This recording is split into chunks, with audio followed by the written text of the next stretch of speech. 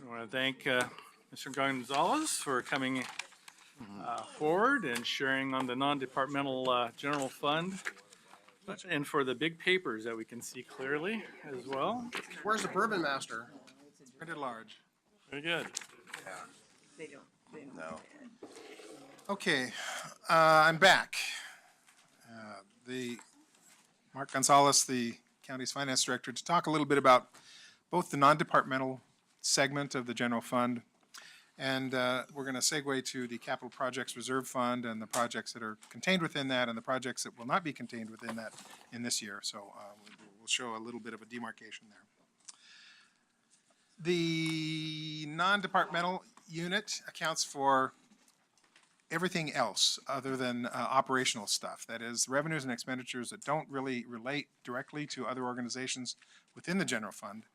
And it also addresses the operating transfers, which constitute a large amount of general fund money going out to help support departments in their operations.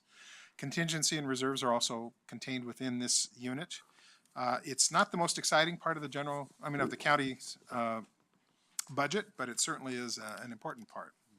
And it's important, first of all, because it's a repository for our largest single inflow of revenue, which is the property taxes that Clackamas County receives. We receive about $121.5 million of, thank you, we receive about $121.5 million of property taxes, and I was just explaining to one of the members of the budget committee that against that, we distribute about $116 million in operating subsidies to departments. So it's an important thing because it helps support directly many of our functions. Our major revenue source, as I mentioned, property taxes. Fund balance constitutes a large part of the rest of it, 36% of the budget against 61%. And then we have various small streams of dollars that come in from sin taxes and other things. And some of those are liquor taxes, amusement device taxes, cigarette taxes. We also got, for the first time in a long time, we got a relatively significant amount in payments in lieu of taxes, federal taxes, which is, it comes in from time to time. It's not really a steady source of revenue. The largest recipients of general fund operating transfers, as we suggested, will look in 2017-18, are the public safety services departments. And in ascending order, the community corrections function is slated for $4.5 million, juvenile department at $7.9 million. These are rounded. The district attorney at $9.8 million, and the county sheriff's office, which is going to be budgeted for $57.5 million in general fund dollars, should you approve the budget as it's presented. Also receiving funds, which are largely unchanged from the current year, are social services at $2.78 million, the county library fund $2.23 million, planning fund at $2.8 million, and public health at a little over $2 million. So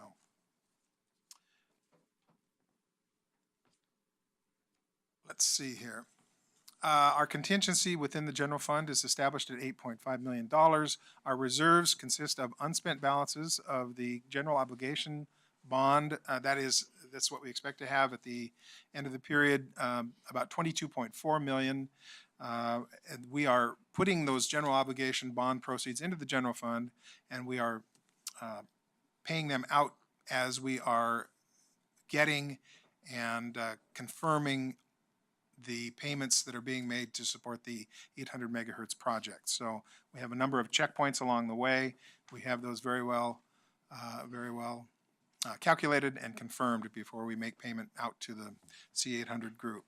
We have a self-insurance reserve within our reserves of $2.6 million, and then the general reserves in the general fund are $10.8 million. Our significant issues and changes, our budgets are, and I'm seeing this, I'm seeing this on your sheet, my sheet that I gave you, of which I seem to have only one page. Here we go. Okay. Our budgets in 16 and 17 and 17-18 are larger than usual because they do include that the inflows and proceeds from the general obligation bond issue. Our current property tax growth estimate was 4.75%. Sometimes we come in a little bit larger than what we estimate. We try to be as accurate as possible while still being as conservative as we can, because we do not want to overestimate property tax receipts, it being our largest revenue. Special payments are going to be down by 33.4 million because we have achieved a good portion of the expenditures for the C800 project, and we have more to go in the upcoming year. The reserves are up 24.3 million, including that unspent balance of the GO bond proceeds. And our interfund transfers are down 4.9 million because our general obligation bond debt service is now contained within a specialized debt service fund as required by statute. There is no one who works within the non-departmental group. That is not a department that has any staffing whatsoever. Our primary other kinds of expenditures are for professional services. For instance, we pay for security screening at the courthouse and the juvenile department court, about $300,000 through DePaul security screening. We had managing results, the program that has been discussed at some length today, about a little under $300,000. We've got also an allowance for business process consulting, and that is in anticipation of the idea that we will be looking for replacement software for our financial systems. And that is because we are now operating with a system that we purchased in 1998, where it's almost 20 years old. However, we have been updating it along the way. But the technology itself is kind of being superseded by cloud technology and other more modern applications. So before we get into our next round of financial software, we want to make sure that all of our business processes within the financial functions are up to date and using modern approaches. We do not want to fit the next set of technology to our current practices. We want to fit our current practices to where we should be under best practices in accounting and financial reporting. So with that, I don't have a whole bunch of other information. I will just say that the non-departmental group of expenditures and revenues is put together as a cooperative effort by the county admin, Diane Padilla, and myself, and so any one of us may be able to answer different questions that you may ask. Are there any questions that I can answer? Yeah, I think Eric and then Tom, and then Commissioner Savas. So, how can I help you? The only question I have is, where's the PERS reserve? PERS reserve is within the general fund. Is that correct? Or do we have it separated again this year? I beg your pardon. We do have a separate fund. PERS reserve Fund, fund, I beg but your we pardon. did move some monies from that into general fund reserves, which you see, About 600,000, is that correct? 650. And you see that reported in the non-departmental reserves. I beg your pardon. Yes, that Line has been separated. 390250, interdepartmental 2. It's page 2 on the financial. Say that again, Jeff. Excuse me? Jeff, say that, I couldn't hear you. It was account on the second page of the revenue expenditure report. It's 390250 is the inter-fund transfer of PERS Correct, fund. yes. Yes. My apologies for Also mistaking. in tab, what did you tell me? Tab 27 is sort of a compilation of miscellaneous and pass-through items. And one of those is the PERS reserve fund. Okay. Other questions? Do you have another question, Eric, or is that? Okay, there. Tom? I guess mine isn't a question, but it's a comment, and I kind of mentioned it to you, but there's $185 million listed here, and I understand a lot of it's transfers to other funds. So it's kind of double counted in the budget, but it would be nice in terms of transparency if you had like a page that kind of just described that and And sort of in the what this budget- is, 'cause, yeah, In the it's budget good. document, we actually do have Yeah, I that as didn't we, see that. yeah, oh, it's generally within our printed budget document that we. Actually, Tom, I think it's tab 2 in the front of the Oh, budget. so I front. do an eliminations. It isn't specifically, it'll take out the transfers, it'll take out payroll reimbursements, things that are double counted. I'm just thinking your average citizen. Yeah. Right. Yeah, it adds up to a chunk that's double counted. One of the joys of fund accounting. Yes, I know, I'm familiar with this. Yeah, I do appreciate that comment because we struggle with that. I am a budget reviewer for the Government Finance Officers Association, and when that's not exactly crystal clear within a budget document, it can be very, very confusing, so. Commissioner Salvos. So my question for clarification, actually relates back to the other question regarding the 650,000. So, in the budget message, in that one paragraph, it speaks to the transfer. I want clarity for the record that, as I understood it, maybe I understood it incorrectly from discussions we had about a few weeks ago, myself and the administrator, that being, that the $650,000, right? Yeah, $650,000 is going back to the reserves, but not as a PERS reserve. It's reimbursing the reserves, so it's no longer a PERS reserve. It is just making the reserves policy, the general fund reserves policy whole. Exactly. Okay. Bringing the reserves within the general fund to the established 10%. So in essence, we're bringing down the PERS reserves from 2,600 or Down to 2 million. down to 2 million. So where is the 2 million showed? Where's this 2 million show up at?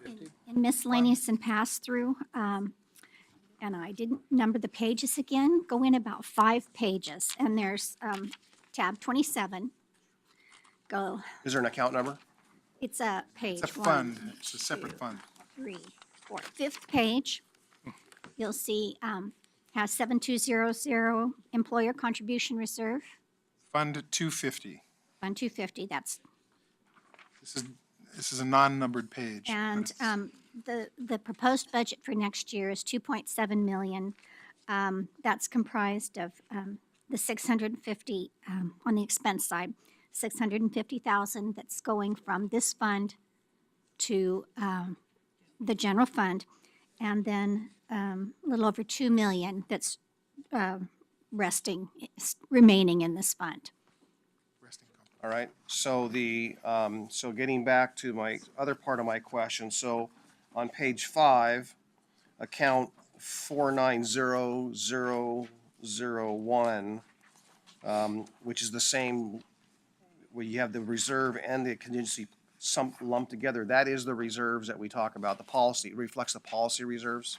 Yes, So that's the holding account for that, so to speak. yes. All right. Now,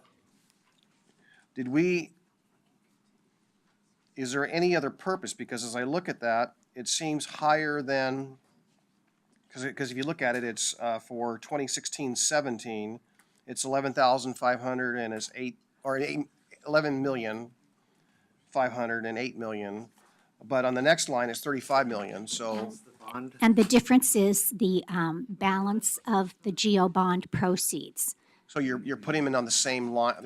It doesn't look like it's, I mean, if you're gonna park it there, it just confuses it a little bit. I just It thought does, from a bookkeeping standpoint, it ought to be separated.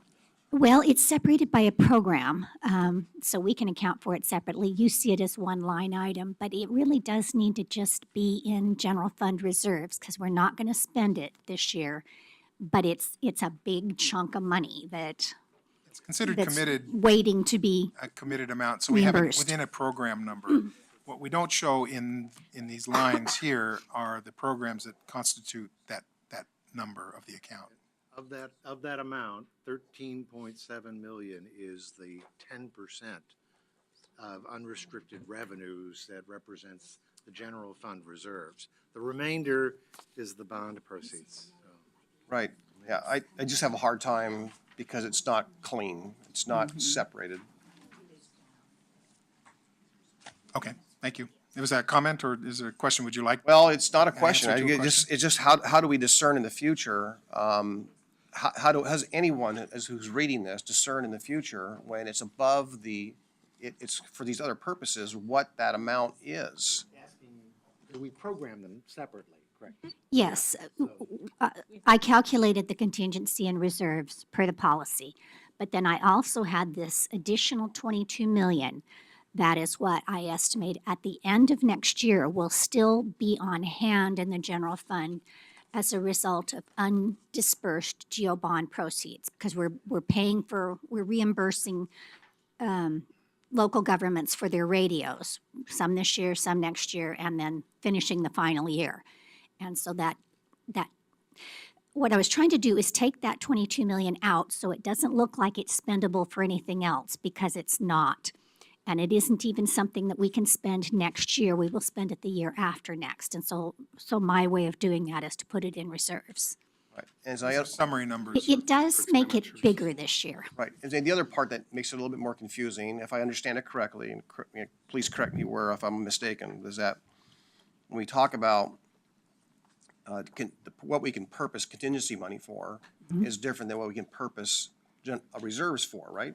I mean, Yes. we can spend contingency in the budget year, but we can't spend reserves, right? Correct. So to see them on the same line, but at a different policy. No, they're on different lines. 490001 is where is the same budget line. It has the policy reserves and the GO bond reserves, and then as a separate line, we have the contingency. Well, if you look at it, just look at page 5 at the bottom, the account number, the line number is the same number. No, one's 490001 and one's 4990001. Oh, I'm sorry. I'm sorry. They're pretty similar, I'll give you that. It can be easily Alright. mistaken. just Yeah, because I just glanced at it, and the fact that N is zeros, I was, do look okay. We need to get you some reading glasses. I stand corrected, thank you. Clarify it, thank you. Payout. We're all good. Okay. Other questions? Ed, would you like to? Is this the time That's to a ask question. questions about destroying property or tearing it down or whatever? Capital, capital first. We'll have a presentation on the capital piece next after this. Yeah, that's, So are you talking about the destruction of a building that we have? Okay, okay. We're ready to give that presentation. I think if we there- are ready Sail for on that, into that, segue so- into it then, thank you. Fire away.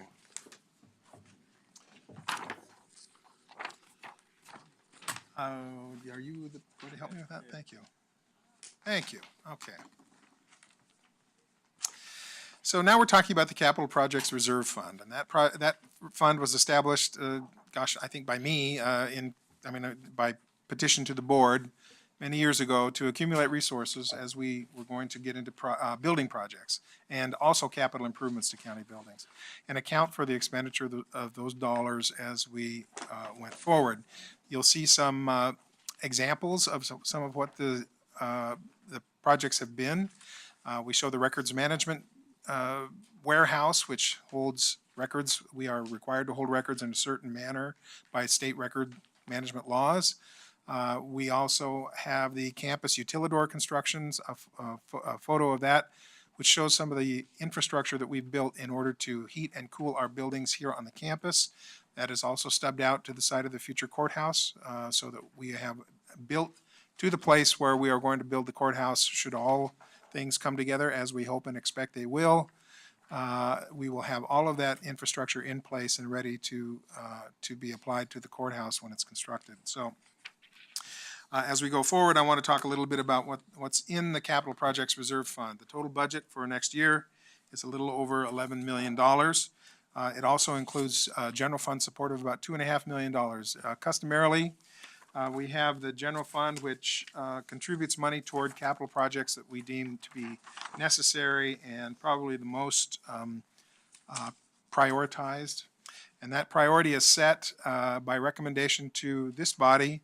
I meet with the facilities manager and his staff. We talk about what is in the queue for projects that need to be done. And you have that list in front of you. I'm going to talk a little bit first about department requested paid and paid projects. These are these pages.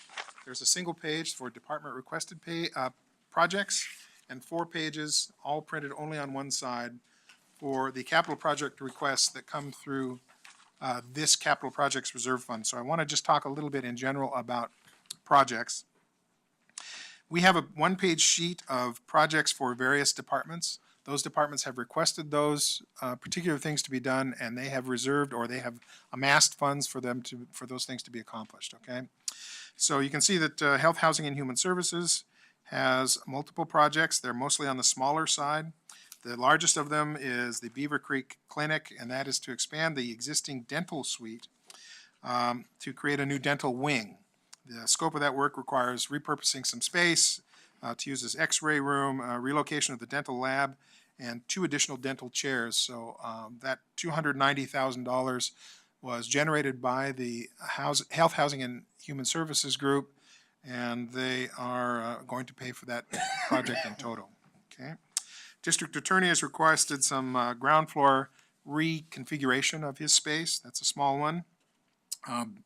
The other following projects are all relatively small. Some space on the third floor for human resources. They're looking to increase their security. I think we've seen a number of issues crop up. I think it's predictable that people who, and I think you heard a little bit about separations from the county that occur, and sometimes in the aftermath of those separations, we have litigation that doesn't always result in happy people, and so sometimes we have people who come in and they're not in the best of frames of mind when they come to HR, the HR department. So we're increasing the security apparatus there. We have already gone throughout our buildings and put in pull down blue light alarm kinds of systems that both alert the people within departments and also alert the police should it be a serious enough situation. So each of these things on this single page are proposed to be done in this next fiscal year. They are to be paid for by the departments that requested them out of their own funds, rather than funds out of the Capital Projects Reserve Fund. So moving on to the 4 pages. I want to talk a little bit about how we went after prioritizing these.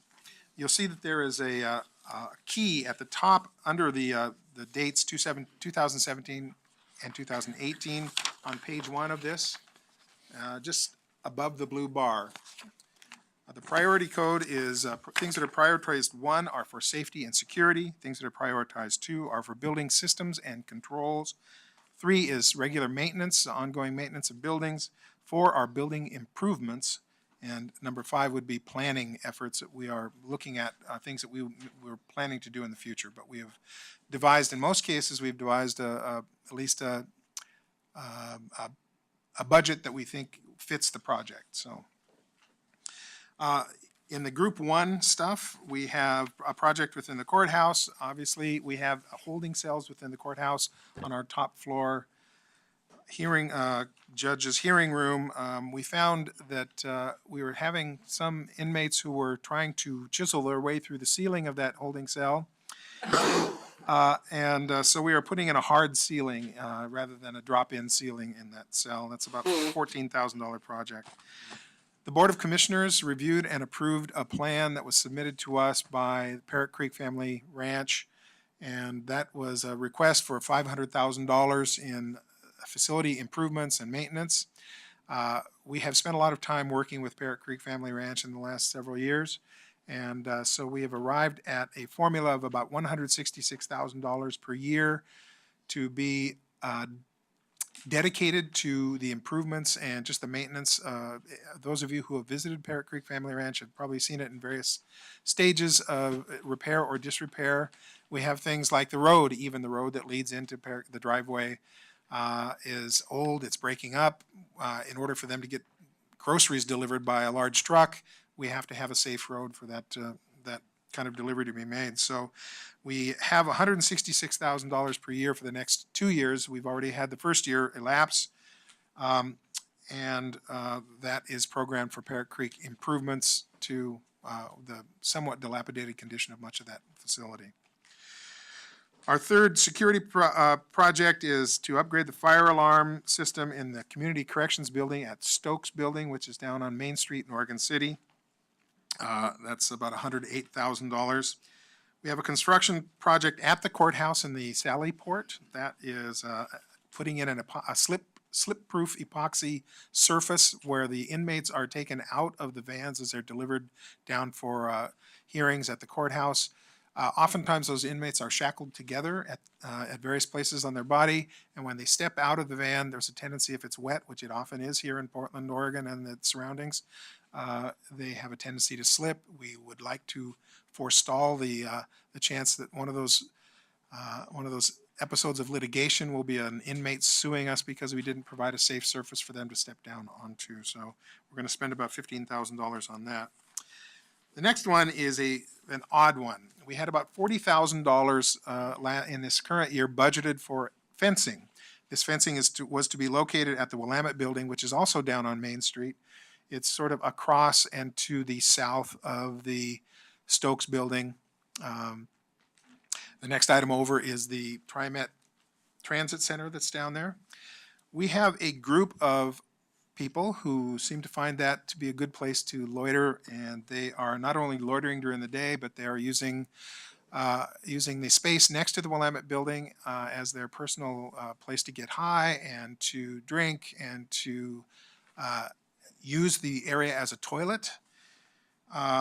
So we have been spending every morning, our staff have been down there cleaning up after these folks, cleaning up broken glass, cleaning up human waste, and just trying to keep that a place where the occupants of that building, which is another county department, can continue to do their business. So we are looking, instead of putting a fence, which we think will be subject to vandalism, we've seen vandalism happening down there, we'd probably prefer to make that a place where people don't want to hang out, either whether it's through lighting, whether it's through sound management. We're going to try whatever we think will be available. It's going to be a less expensive solution, and I think it'll be a more durable solution in terms of making people stay out.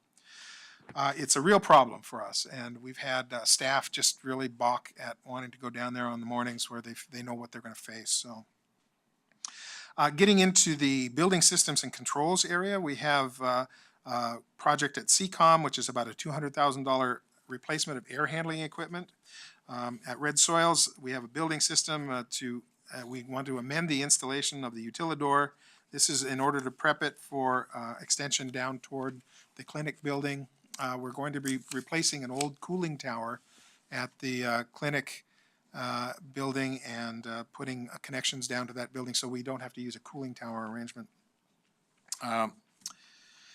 We also have a PeopleSoft project to improve the connection to that building.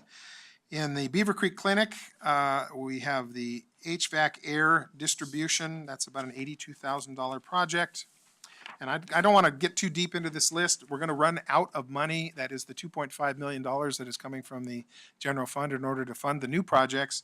We're going to run out of money when we get to page 2 and that green bar. So we have forwarded these priorities based on our knowledge of the condition of certain buildings. You know, if the roof is looking like it needs replacement, we know approximately how many years we can expect life to get out of that. So it's the designation of the hierarchy of need and the degree of deterioration of the buildings that are subject to this maintenance, and whether or not they could be carried into future operating periods without creating additional problems. So we have been trying to analyze that situation as well as we can.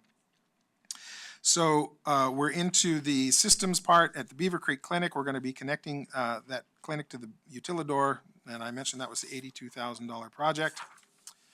The Silver Oak Building needs a roof replacement. The Silver Oak Building is the place that holds the county's records, also is the site of the evidence processing facility for the sheriff. It's a building that we purchased. It's about, I'm trying to remember how old it is. I think it's about 14 years old, something like that. And the roof is in its stages of needing replacement. So we're going to replace the other 3/4 of the roof that were not repaired when we did the project for the sheriff. We need to replace 2 rooftop heating, venting, and air conditioning units at the Bill Bowman Building, which is the old North Station. That's about $100,000 to complete that project. And then it also needs a roof. So if we're going to be going in there to replace rooftop units, replacing the roof, it's a timely thing to do as well. The demolition of buildings was mentioned. There is a building that the county apparently owns up on Mount Hood, the approach to Mount Hood. It is the Dorman Center. It's going to cost about $147,000 to take that building down. It is a building that is not really not viable to continue standing. There's pretty intense weather up there on the mountain sometimes. And finally, we have a construction project, and I'm going to say yay because this is to the benefit of the finance department. We have been bursting at the seams now for multiple years. When the county council office moved to the 2nd floor, I tried to lay claim to a good portion of their space. We got a smaller portion of it than we hoped for, but we're still very happy to have it. And we're going to be doing some remodeling and also relaying within the finance department so we can accommodate our staff that we already have and some that we expect to bring on within the next year or so. We definitely want to spend less than this $397,000, and we think we probably will. In fact, you can see we have $2.5 million. If you go clear to the right on this sheet, we have $2.5 million available to these projects. We have a running total on the far right of the column, and that comes in at 2.6 million. We do not expect to spend 100% of every dollar we have budgeted for these projects. We generally have a good record of bringing those in under budget and on time. So if we end up with more money left over than we expected, we will be applying that either in the subsequent year, or we'll find projects that are down below this level that we can apply those dollars to. There are a significant number of projects for which funding exists in the form of fund balance carryover that was already programmed for existing projects that we have not yet completed. So those are carrying over into the following year. And with that, I think I'm ready to answer any questions that you might have. I hope. Okay. We'll open up questions and start with Ed. Yes, Mr. Miro. Regarding the construction project down at the Willamette Building, your loitering deterrent is what? Sorry? What were you going to consider as a loitering deterrent? There are certain methods that you can use in terms of lighting, for instance, bright lighting. People are sleeping down there, they're partying down there. We think that this is probably not going to be as easy to do if we have lighting that comes on erratically and is very, very bright. Because that building is not in use at night. Right. It shuts down. It's a daytime office. It shuts down at 5:30 or 6 in the evening. So after hours, especially during the winter and fall hours, we want to be able to light that brightly enough so that if the police are cruising by, which they often are, they'll be able to identify activity down there that is not what we want. We do not own this building, and we don't want to expend any more money than we have to in order to create improvements down there so that our operations can continue down there. So Sure. lighting, sound, My last 5 or 6 years at the SO, I worked with buildings just like this. And those things that you're talking about are good deterrents. Did you know that the sheriff's office has an exclusion program? we do. And Oregon City's part of that? Yes, we do. We have called OCPD many times down to this site. We've had some people taken away. Did they exclude them? I'm not aware that we have created any exclusion orders for individuals. We also believe that security cameras will capture the identity of some of these folks. They tend to be repeat visitors. It's kind of the same crowd. Of course, it's a crowd that rolls over all the time, so we don't necessarily have the exact same people at the end of 3 months that we had 3 months before, but a lot of them are repeat visitors. So What about the sheriff's office deputies? the sheriff's office doesn't really operate within the city Sure of they do. Oregon I drove City. through it, I don't know how many times. Well, our protocol is to call the city of Oregon City's Well, police I first. understand, but if you put an order out to the sheriff's office, hey, we need you to check this building. Right. That might be a good thing. We have done that for our own facilities, our owned facilities. We haven't done it for leased facilities as Yeah, much. So. I would do that with the SO too. Just tell them we have a problem there. Oregon City doesn't care if the SO drives through there. We I appreciate can, that. The other thing is if you enter these people, get them entered in the exclusion program, the first time an officer goes there, they see them, and if you allow Oregon City to exclude them for you, then the next time they get arrested. And it's not, they'll be right out of jail, but at least the next time they'll get arrested. You're gonna do these other steps, you might as well get the law enforcement involved. Isn't that right next to the TriMet? It is right next to the TriMet, and that's Okay, where. well, there's TriMet police too, and they'll be happy to Yeah, drive through there. we've talked about that as well, that the TriMet police, these people are not necessarily patrons of TriMet, but Oh, I some understand. are. Some are, yeah. But they'll still be happy to drive through. I worked for all of them, so. My name's Corey Johnson with Facilities Management, and we've been actually working with Health, Housing, and Human Services, who's occupying that building, and also utilizing their services to be a deterrent. They're already working with the city of Oregon City in regards to dealing with the homeless issue. This is an issue we are dealing in multiple sites already within our facilities. This is the most damaging at this point and needing the most attention, but we are working on developing the relations with Oregon City in regards to the exclusion law. We haven't done that as of yet, but we are working with them and also, again, trying to get services to these people and see if we can find solution other than just pushing them somewhere else. I think you probably heard from the H3S folks that we have a significant push out of the homeless and the transitory population that is coming from city of Portland and moving outside because they've had more experiences. Yeah, with the I don't police have any there. problem with that. If I could find a place for a person, I would. And in fact, many times was successful in getting them employment and things like that. But you can't have somebody going on your property and defecating on your property. You can't allow that to happen. That's why we're taking these measures. And if a person does that the second time, they need to know that you mean business. We had a cooperative agreement with the owner of the property he was going to provide half of the cost of the fence, but we feel like the fence is really not going to be affected, so. And not to mention the safety issue with the employees. Oh, yeah. Well, and, as I say, they're breaking glass, they're Yeah. throwing items around out there, so it's not a safe situation. If I only had a couple weeks. Other questions? All right, thank you, Ed. Commissioner Humbertson. Yeah, I'm not sure. Just a numbers question. Okay. Thank you. It's just a numbers question. You have $11 million in change worth of projects. Your running total shows $8,145,000 in projects. These are requested projects, right? Right.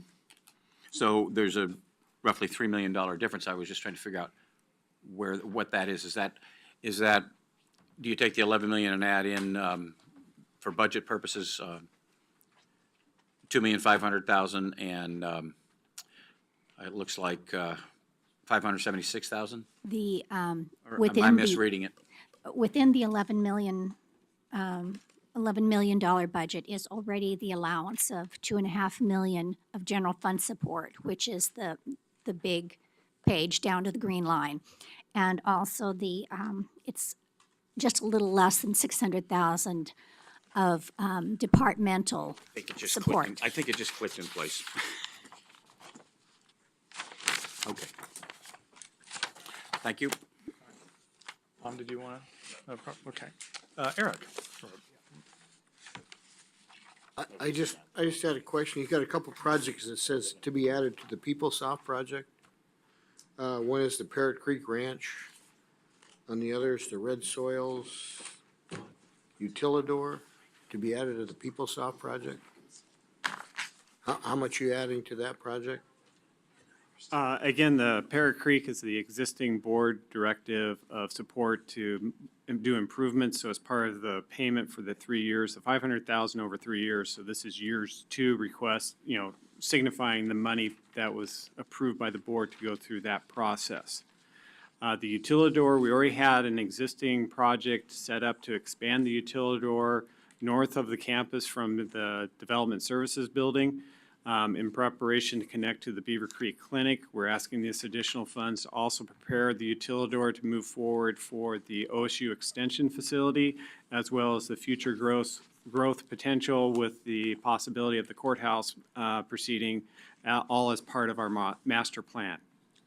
I understand that, but how does PeopleSoft get involved in that? Since we already have existing funds set up within the financial system under PeopleSoft, which has a program set up, we're utilizing and just adding additional funds within that program to use for the project and track the funds against that project. So you're just adding a more additional amount? Correct. Okay. Thank you. Answer any other questions? No other questions for now. All right. You Thank probably you. you've had a long day, I'm sure, so. Thank you very much.